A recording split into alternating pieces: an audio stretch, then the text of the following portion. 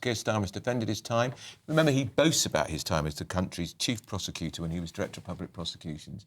And then he said to those of us who've been calling for a proper inquiry into the systematic rape of those young girls by mainly Pakistani heritage gangs as far right. So Sammy Woodhouse, you might know Sammy. She's a victim of the Rotherham scandal. She's been so brave. And she took to X yesterday, to Twitter, to say this.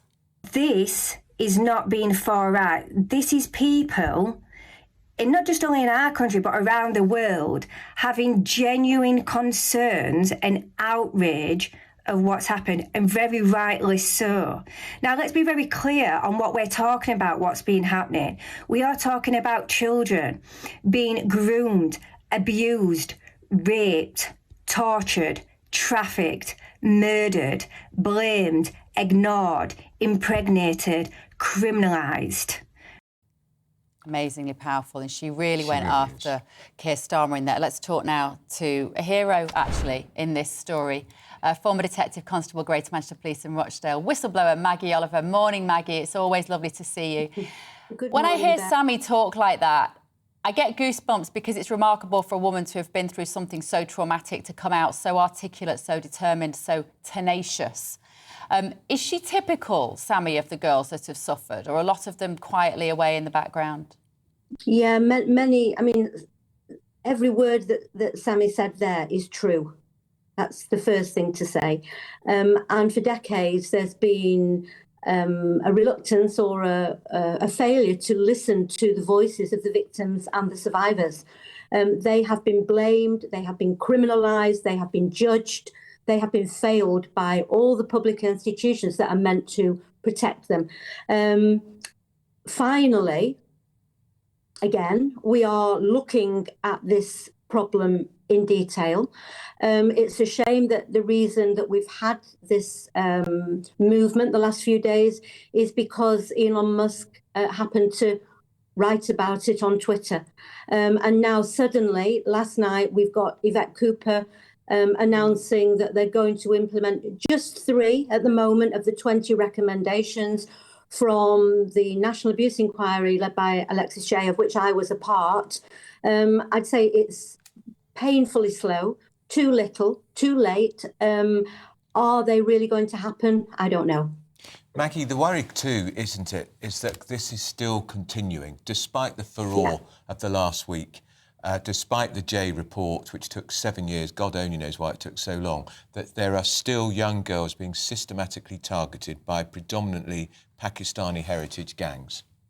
Yeah, that's very true, Andrew. And you both know that I run my own charity now, the Maggie Oliver's Foundation. So I'm not talking about cases of the past. I'm talking about victims being suffering today.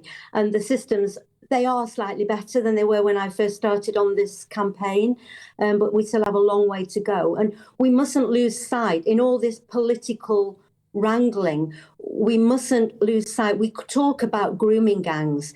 They are raping many, many children. We've sanitized the language.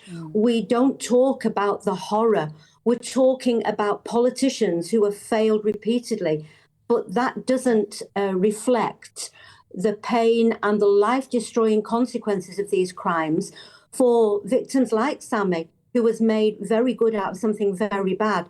But there are, for every one of Sammy, there are probably 1,000 victims who don't want to go public, who still feel shame, who still feel blame, who feel that they have never had any justice.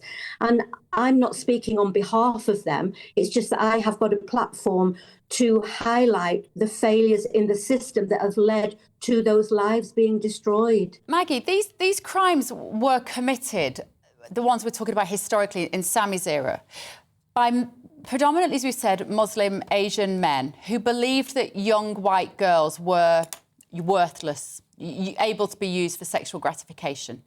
Has that changed within these communities? What I would say to that, Bev, is that abuse happens in every community. Whether it's in the church, whether it's in football, in schools, in the family, abuse happens everywhere.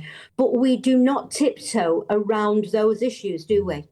with this particular kind of child abuse, which is life-destroying, we have to have the conversation. And, you know, I've been talking about this for 10 years now. I worked on the drama Three Girls.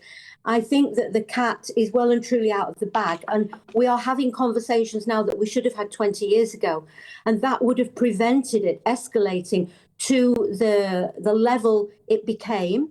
And the message that was sent out by not dealing with it properly, by the police failing to prosecute, by the courts failing to sentence adequately, was that we allowed the predators, the abusers, these monsters, to feel that we actually didn't think it was all that bad. And it gave them the confidence to continue abusing every year a new generation of children.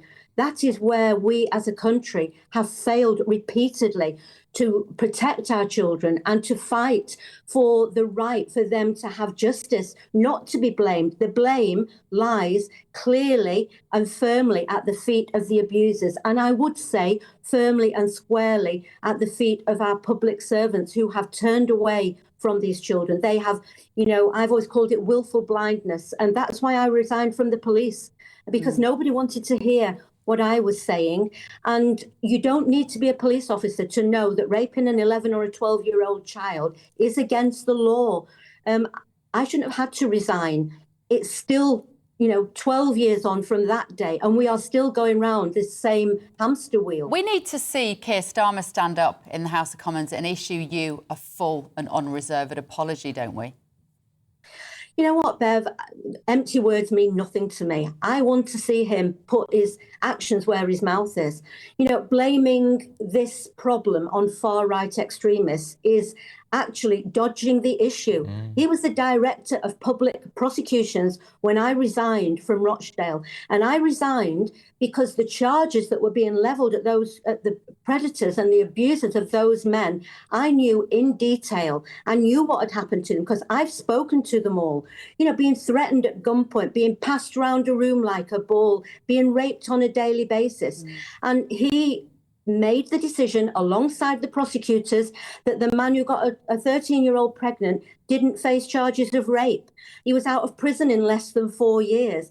As a tactical option, they put a child victim of that gang on the indictment so they could get her evidence into court without even telling her. Then they tried to take her children away from her.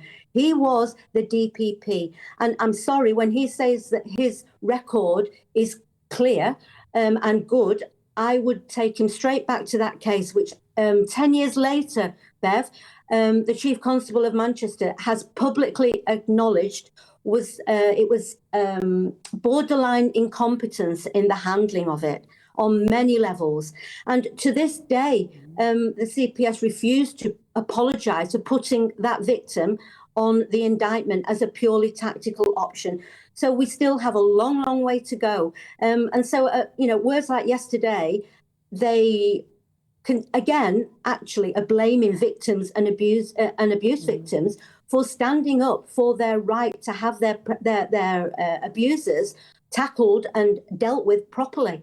It's smoke and mirrors, and I've heard these things so many times that I get really angry about it. Yeah, well, so you should, and thank goodness for your anger, Maggie, because it keeps it driving forward, and we appreciate all the work that you do. Maggie Oliver there. She's a hero, she really is. When's she going to be Dame Maggie Oliver? Let's see. Home Office spokesman has said...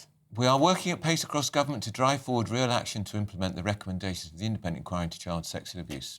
And commenting on the criticism of Ms Phillips, Jess Phillips from Elon Musk, the Home Secretary said the Minister for Safeguarding and Violence Against Women and Girls has dedicated her career to tackling sexual violence and abuse and to being a voice for victims and survivors of the most terrible crimes, including sexual abuse. Still to come, just